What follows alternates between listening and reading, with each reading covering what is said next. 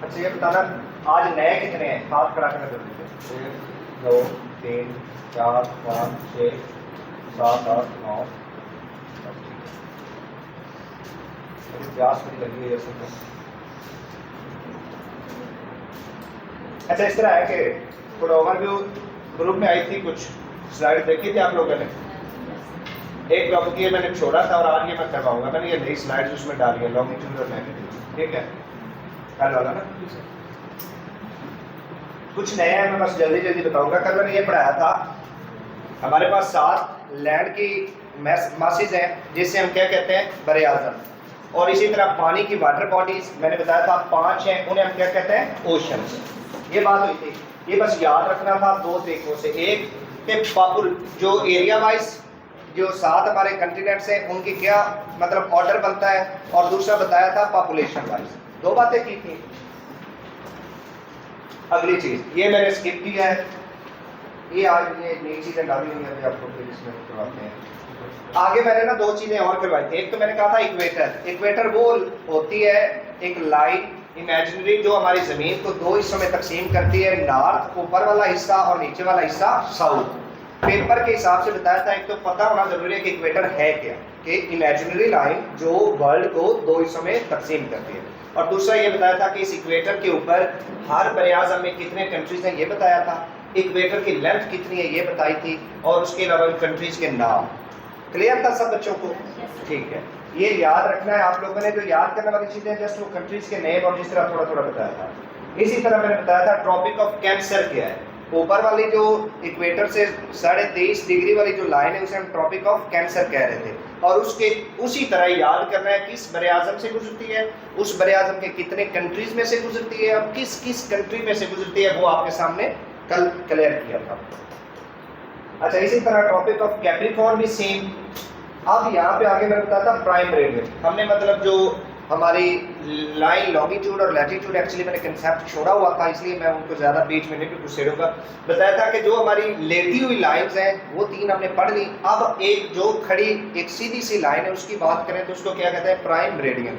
उसका पता होना जरूरी है, उस पर कंट्रीज कौन कौन से लाई करते हैं और किस किस बरे आज़म में से गुजरती है, ये इंपॉर्टेंट था। ठीक है, अगली चीज आ गई थी हमारे पास दुनिया। एक पूरी दुनिया है, उस दुनिया के जो हमने जमीन पढ़ी थी ना 7 बरे आज़म, उसका बताया था कि कौन सा कहाँ पे कंट्री वाक़या है। आपके आगे ये मतलब थोड़ा सा एक माइंड मैप होना जरूरी था, उसके लिए ये पिक्चर ऐड की थी। ठीक है जी, यहाँ पे एक चीज़ यहाँ पे ये लिखी हुई है कि 195 इस वक्त अक़वाम मुत्तहिदा में आज़ाद रियासतों की जो रजिस्ट्रेशन है वो 195 कंट्रीज हैं। ये याद रखना है आप लोगों को, किसके उसूल साथ में लिखा हुआ है। आगे ये चीज़ देखी थी कि हमने 7 जो बरे आज़म थे ना, मतलब एक वर्ल्ड की, और वर्ल्ड को मैंने कहा था कि north America, south America, Africa, Europe, Asia, Austria, और अगर इस पानी वाले हिस्से को भी मिलाया तो ओशिनिया। ये मैं डिफरेंस बताऊंगा, बरे आज़म ऑस्ट्रेलिया और जो ओशिनिया उसमें डिफरेंस क्या। ठीक है, अच्छा ये मैंने नॉर्थ अमेरिका का बताया था। नॉर्थ अमेरिका के 3 हिस्से, सेंट्रल अमेरिका, ये 3 कंट्रीज, कनाडा, यूनाइटेड स्टेट्स और मैक्सिको। ठीक है, शाबाश।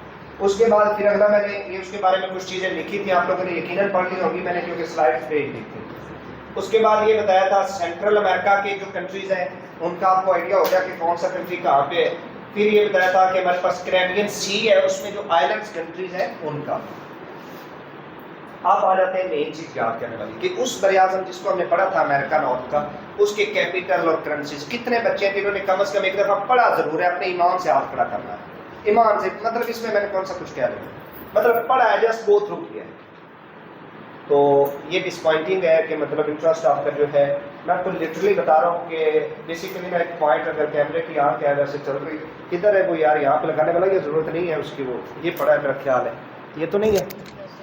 ठीक है, तो बेसिकली ना मेरी ना शादी है 2 तारीख को ना, तो घर वाले बुला रहे थे कि आ जाएं यार, अब तो यकम को निकाह है, 2 को आ जाए। मैंने कहा नहीं, मैं 31 को आऊँगा, इनको लेक्चर आखिरी दे के फिर फौरी बाद आ भी जाऊँगा, 4 या 5 को ना, मतलब 5 को इंशाल्लाह आ भी जाएंगे। तो बात करने का मकसद है कि अगर कोई बंदा आपके लिए सेक्रीफाइस कर रहा है चीज़ें और आपको फील होगा, लिटरली आपको फील होगा कि आपको पढ़ाना ना असल में मेरा शौक़ है। शौक़ इसलिए कि अपनी भी यार इंसान मतलब बेहतरी के लिए चीज़ें कर रहा होता है। ये मेरा फर्स्ट टाइम नहीं है, मैं 2020 से पढ़ रहा हूँ। ये मैंने लेक्चर्स का आपको आइडिया हो गया होगा, मेरे कुछ चीज़ें और भी हैं सोशल मीडिया पर, मैंने असल में ज़्यादा सर्कुलेट नहीं की। हम लोग ना 2018 से तैयारी में है, ठीक है। और एक फेज़ क्या है, FI इंस्पेक्टर मैंने पास किया, इंटरव्यू ड्रॉप हुआ है।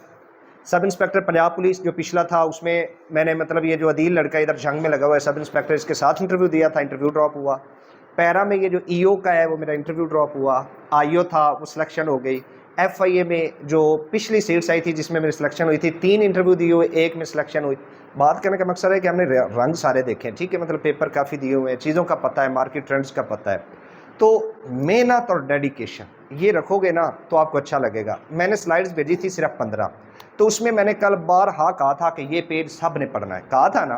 तो काइंडली आप लोगों ने इसको आप ज़रूर पढ़ना है, ठीक है। क्या पढ़ना है? कैपिटल करेंसीज, और इसको जस्ट रीडिंग करनी है, याद करना आप खुद ही हो जाएगा। क्लियर है? आगे आते हैं जी। आगे जी मैंने पढ़ाया था, हमारे पास साउथ अमेरिका नहीं पढ़ाया था ना, ठीक है जी। आज हम क्या करेंगे, अगला बरेआज़म स्टार्ट करेंगे।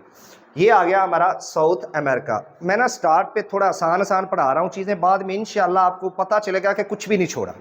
हालांकि मुझे किसी ने, वो अकेडमियों वाले ऑनलाइन होते हैं ना दोस्त, बाप पढ़ा रहे, तो वो मुझे एक दोस्त की कॉल आई और कहता है कि जितनी डिटेल में बच्चों को पढ़ाओगे ना उतने बच्चे दौड़ जाएंगे, और जितना बच्चों को ओवरव्यू देते जाओगे ना उतना वो कहेंगे ले उस्ताद तो बड़ा ठीक सी। तो लिहाजा मेरी कोशिश होगी मैं अपनी तरफ से 100% दूँ। आप लोग कोई भी चीज़ जो मैं बोल रहा हूँ, बिलीव मी, मैं वही बोलूँगा जो मैंने पढ़ा है। और पढ़ा क्या है कि किसी एग्ज़ाम पॉइंट ऑफ व्यू से, उससे ज़्यादा मैं मतलब कोशिश करूँगा ना हो मेरा, ठीक है। तो इसमें स्टार्ट करते हैं जी। हमारा सेकंड बरेआज़म है, उसी तरह याद करना है। इसमें टोटल कंट्रीज़ की तादाद कितनी है, नाम उनके लिखे हुए हैं। सिर्फ आपने क्या याद करना है, ये मैप आपको मैं अभी मतलब PDF मिल जाएगा। आप लोगों ने इसी तरतीब से, ये जिस तरह यहाँ से शुरू होते हैं ना इन कंट्रीज़ का, मैं साइड पे होके बोलना शुरू करता हूँ और आप लोगों ने थोड़ा सा देखना है कौन सा कंट्री कहाँ पे। सबसे अगर यहाँ से शुरू करूँ या वो नुक्कर से शुरू करूँ, सबसे ऊपर ये क्या है, Venezuela, Colombia, Ecuador, Peru, Bolivia. ये नीचे जो स्टार लगे हुए हैं ना ये एक्चुअली उनके कैपिटल्स हैं, ठीक है, तो वो आपको पता चल जाएगा।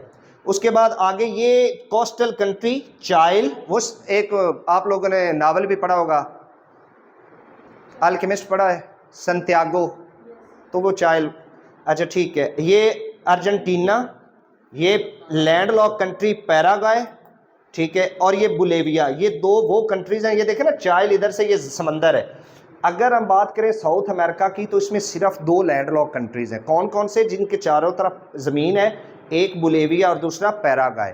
ये सारे मैंने अलग अलग किए हुए हैं, आगे टॉपिक्स के लैंडलॉक कंट्रीज अलग से करवाएं, लेकिन यहाँ पे बता रहा हूँ। तो उसके अलावा इसी तरह ये कंट्रीज़ के नाम आप लोगों ने सिर्फ प्लेसिंग याद करनी है कि कौन सा मुल्क कहाँ पे वाक़या है। 14 कंट्रीज़, ये मैप आपको मिल जाएगा। अब इसके बारे में थोड़ी सी जो डिटेल थी वो यहाँ पे लिखी है कि ये जी 4th इन एरिया वाइज है। ये मैंने पहले वो जब मैप बताया था तो उसमें तरतीब बता थी ना, पॉपुलेशन वाइज या एरिया वाइज, और इसी तरह पॉपुलेशन वाइज 5वां है। उसके अलावा ये इसमें टोटल 14 कंट्रीज़ हैं। इसमें स्मॉलेस्ट कंट्रीज जो है, लार्जेस्ट ब्राज़ील है, स्मॉलेस्ट सूरीनामे है, और लैंडलॉक 2 कंट्रीज़ हैं, बोलिविया और पैराग्वे। बस इतनी बातें याद रखनी, इससे ज़्यादा याद नहीं करना। आगे उसी तरह उन सारे कंट्रीज़ के नाम हैं, अर्जेंटीना, बोलिविया, ब्राज़ील, चाइल, कोलंबिया। अच्छा होता यूँ है, कुछ लोग ना अपने मतलब एक्सपीरियंस बेस्ड जिस तरह यूट्यूब पे वीडियोस देखते हैं, वो कहते हैं ले आप जस्ट अर्जेंटीना, बोलिविया, ब्राज़ील, चाइल, एक्वाडोर और पैराग्वे या पेरू, मतलब वैसे बता रहा हूँ, इनके कैपिटल कर लें, बाकी छोड़ दें। मैं बिल्कुल ऐसा नहीं कहूँगा। जिसको लगता है कि वो सारे कर लेगा, सारे याद कर ले, लेकिन नहीं कर सकता तो पढ़ ज़रूर ले, मैं बस इतना ज़रूर कहूँगा, ठीक है। आप लोगों ने सब के कैपिटल और करेंसीज, पेपर वाला कभी बताने वाले की बात नहीं मानता। वो रियल में जो चीज़ उसके सामने आती है, कैपिटल करेंसीज, वो किसी कंट्री का भी पूछ सकता है, लिहाजा वो पूछेगा।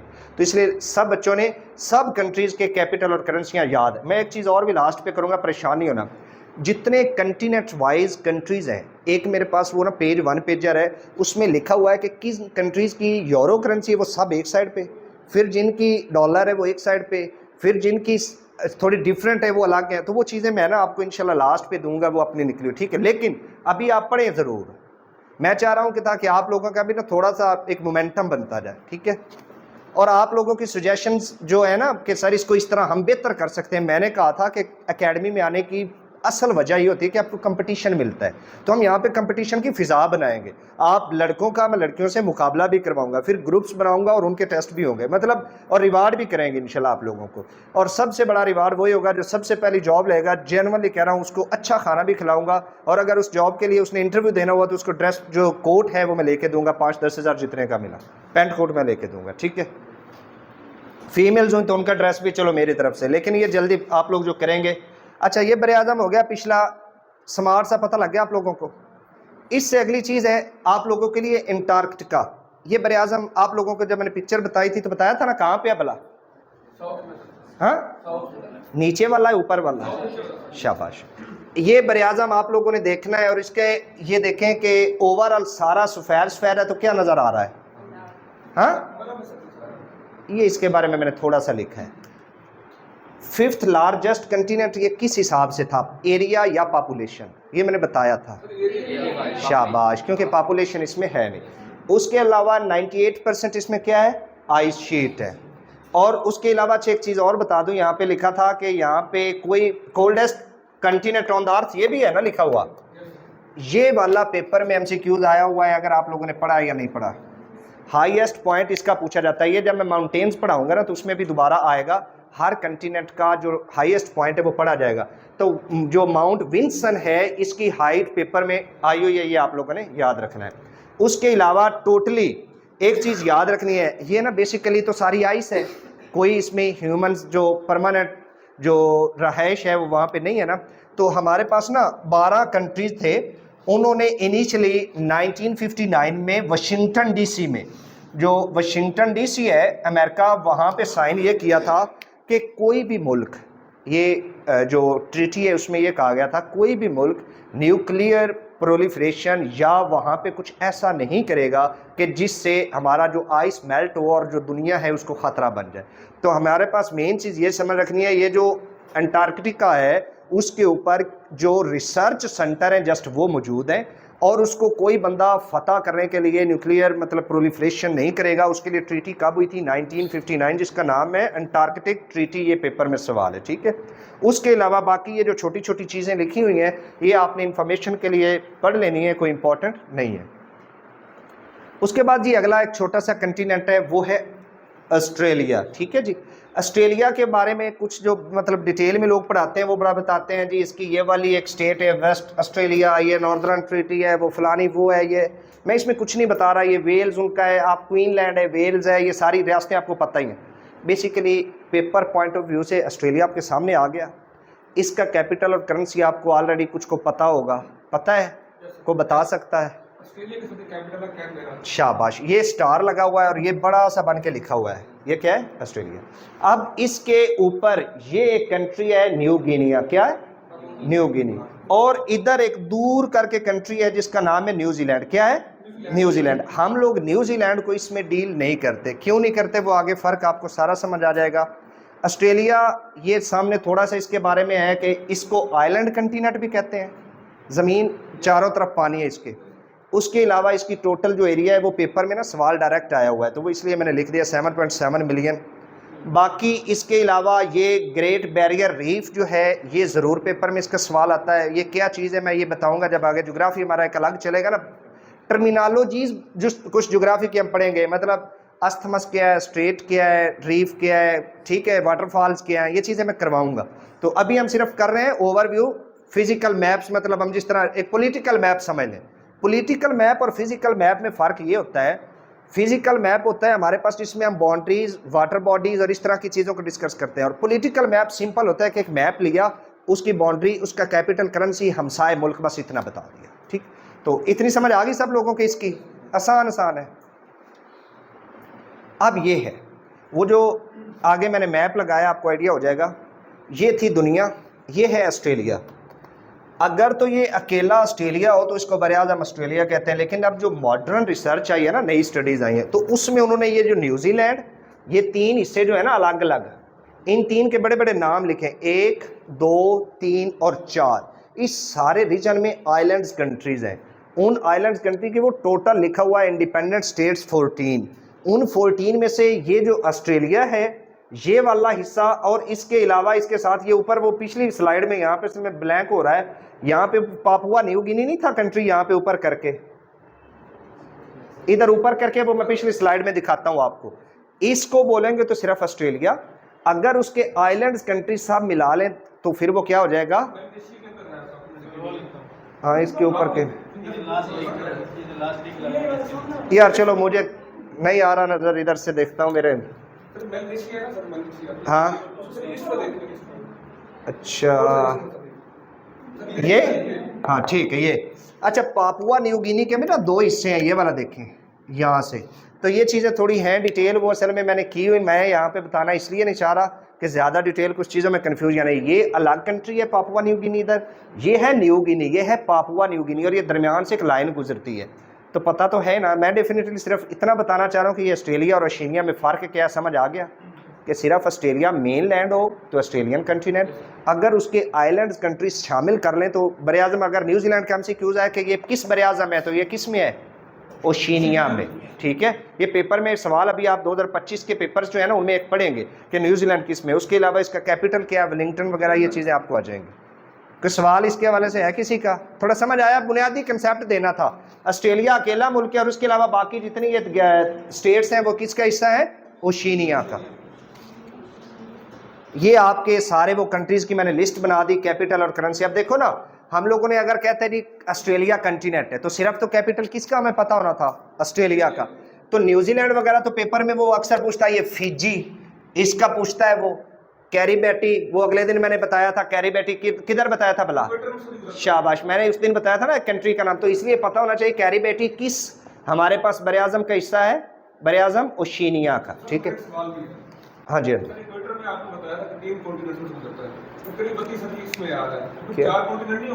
नहीं ओशिनिया को हमने उस वक्त क्या कहा था, उस वक्त क्या कहा था हमने, वाटर बॉडीज की थी ना बात, तो वाटर बॉडीज के तौर पे उसको लिया था।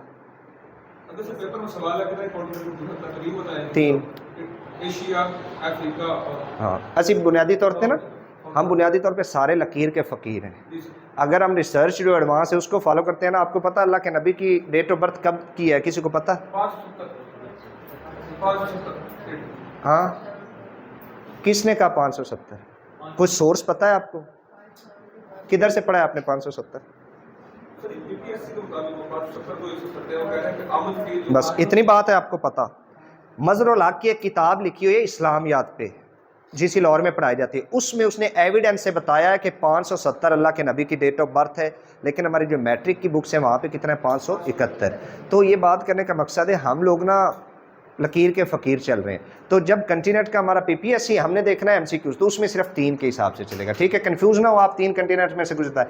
मेन चीज़ यही है कि ये कंट्रीज़ का अपने न्यूजीलैंड है, उसका वेलिंगटन कैपिटल अक्सर आ जाता है, तो ये आप लोगों ने सिर्फ पढ़ लेना है ताकि आपको आइडिया हो कि यार ये जो मैंने कंट्रीज़ पढ़े हैं क्या ये कंट्री है या कोई सिटी है, ठीक है।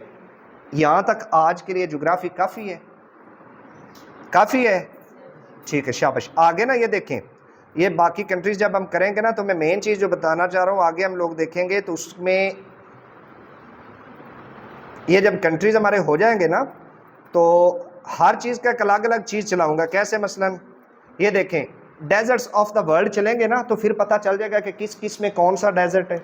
फिर आगे ये भी बताऊंगा कि वो डेजर्ट्स किस किस कंटिनेंट में, जब मैंने बता दिया ना कि कंटिनेंट क्या, फिर आपको कम से कम ये आइडिया होगा कि यार इस कंटिनेंट में ऑस्ट्रेलिया था, इसमें अफ्रीका था, तो अफ्रीका में ये मुल्क था, यहाँ पे ये मुल्क वाक़या थे, सहारा अगर है तो वो इस मुल्क में जा रहा है। ये जो प्लेसिंग बता रहा हूँ ना कि कौन सा मुल्क कहाँ वाक़या है, वो आपकी अटैचमेंट है। यहाँ पे जब मैं बात करूँगा ना, ये मैंने अभी कोस्टल कंट्री एक बात की थी, चाइल, अभी बात की है, चाइल में एक आटाकामा दुनिया का ड्राइएस्ट पॉइंट और ड्राइएस्ट डेजर्ट है, वो आटाकामा। ये आपको पता होना चाहिए कि यार ये तो किस अमेरिका के हिस्से में, ऊपर वाला या नीचे में, ये तो पता हो किस कंट्री में है, कहाँ कोस्टल कंट्री है। तो ये बात जो आपको मैंने अभी बता रहा हूँ ना, मैप की लोकेशंस कंट्रीज़ की बता रहा हूँ, उसका एक वजह है और उस वजह को आप समझेंगे इंशाल्लाह आगे जाके। और इसी तरह बाकी हर चीज़ को मैंने कोशिश की है। ये डेजर्ट्स का फिर पेपर पॉइंट ऑफ व्यू से बताया है, पाकिस्तान का फिर डेजर्ट बताया है कि पाकिस्तान के डेजर्ट कहाँ है, लोकेशन क्या है। इसी तरह लैंड लॉक कंट्री जिस तरह अभी बताया था, साउथ अमेरिका में 2 पड़े हैं, पैराग्वे और बोलिविया। और उसके फिर मैप भी लगेंगे साथ चीज़ों के। ये देखें, ये फिर मैं अगर बात करूंगा चीज़ों की तो आपको समझ आइए। अब ये कंट्रीज़ और उनकी लोकेशंस प्लेसिंग आप लोगों ने करनी है, ये बहुत इंपॉर्टेंट है। ये हो गया ऑल अबाउट